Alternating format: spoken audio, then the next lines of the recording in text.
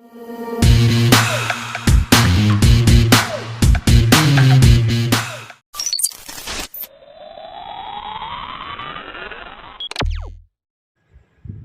Friends, எல்லோரும் எப்படி இருக்கீங்க? நல்லா இருக்கீங்களா? ஃபஸ்ட் டைமாக பார்க்குறீங்கன்னா நம்ம சேனலை சப்ஸ்கிரைப் பண்ணுங்கள் ஃப்ரெண்ட்ஸ். ஈஸியான மெத்தடில் சுரைக்காய் வச்சு சாம்பார் எப்படி செய்யலாம் பார்க்கலாங்க. இப்போ தேவையான அளவு பருப்பு எடுத்துகிட்டு 2 தண்ணி களைஞ்சிட்டு குக்கரில் சேர்த்துருக்குறேன். பருப்பு வேகிறதுக்காக தேவையான தண்ணியும் சேர்த்துட்டு ஒரு 1/4 டீஸ்பூன் போல் மஞ்சள் பொடியும் சேர்த்துக்கலாங்க. பருப்பு நல்லா சீக்கிரம் வெந்து வர்றதுக்காக 1/2 ஸ்பூன் போல் விளக்கெண்ணெய் சேர்த்துக்கலாங்க. இப்போ நம்ம பருப்பில் சேர்த்துன தண்ணி நல்லா கொதி வரட்டும். இப்போ கொதி வந்துருச்சுங்க. இப்போ அது கூடவே ஒரு தக்காளி பழத்தை நல்லா கட் பண்ணி சேர்த்துருக்கேங்க. அடுத்ததாக கூடவே 7 வெள்ளை பூண்டும் சேர்த்துக்கலாங்க. ஒரு பெரிய வெங்காயத்தை நீளமாக கட் பண்ணி சேர்த்துக்கலாம். இப்போ குக்கரை மூடி நம்ம சேர்த்துருந்த பருப்பும் வெங்காயம் தக்காளியும் நல்லா வெந்து வர்றதுக்காக ஒரு 5 விசில் வச்சுக்கலாங்க. வச்சுட்டு வேக வச்சுக்கலாம்.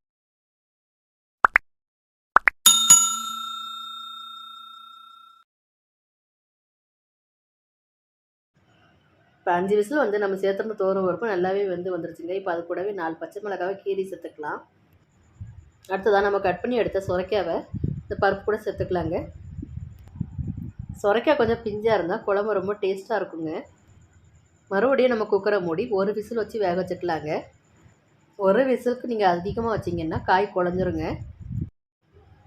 ஒரு விசில் வந்துருச்சு. இப்போ குக்கரை திறந்து காய் எப்படி வந்திருக்குன்னு பார்க்கலாங்க. சுரைக்காய் நல்லா வந்துருச்சுங்க. இப்போ அது கூடவே சாம்பார் தேவையான மசாலாலாம் ஒன்று ஒன்றா சேர்த்துக்கலாங்க. 1/2 டீஸ்பூன் மஞ்சள் பொடி, 1/4 டீஸ்பூன் பெருங்காயத்தூள், 1/2 ஸ்பூன் மிளகாத்தூள்,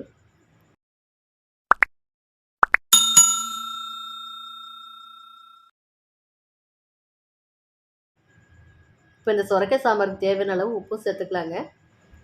அடுத்ததாக நம்ம கரைச்சி எடுத்த புளிக்கரைசலை காய் கூட சேர்த்துக்கலாங்க. புளிக்கரைசலை சேர்த்துட்டு சாம்பாரை நல்லா கலந்து கொடுத்துக்கலாங்க. நம்ம சேர்த்துருந்த மசாலா தூளெல்லாம் எல்லாம் ஒன்று சேர்ந்து வர நல்லா கலந்து கொடுத்துக்கோங்க.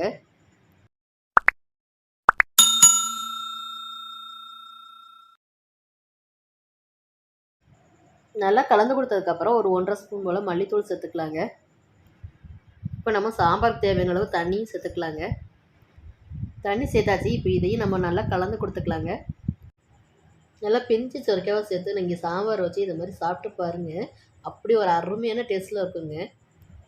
இப்போ நம்ம சாம்பாருக்கு தேவையான தண்ணியும் சேர்த்துட்டு நல்லா கலந்து கொடுத்தாச்சு. இப்போ சாம்பார் கொதிக்க வச்சுக்கலாங்க. சாம்பார் நல்லா கொதிச்சு ரெடி ஆகிடுச்சுங்க. கடைசியாக மல்லியிலே தூவி நல்லா கலந்து கொடுத்துட்டு சுரைக்காய் சாம்பாரை இறக்கிக்கலாங்க. கடைசியாக அந்த சுரைக்காய் சாம்பாருக்கு நம்ம தாளிப்பு கொடுத்துக்கலாங்க. ஃப்ரெண்ட்ஸ், லைக் பண்ணுங்கள், கமெண்ட் பண்ணுங்கள், ஷேர் பண்ணுங்கள். மறக்காமல் சப்ஸ்கிரைப் பண்ணுங்கள். பக்கத்தில் இருக்க பெல் ஐக்கானை கிளிக் பண்ணுங்கள். தொடர்ந்து சப்போர்ட் பண்ணுங்கள் ஃப்ரெண்ட்ஸ். தேங்க்யூ.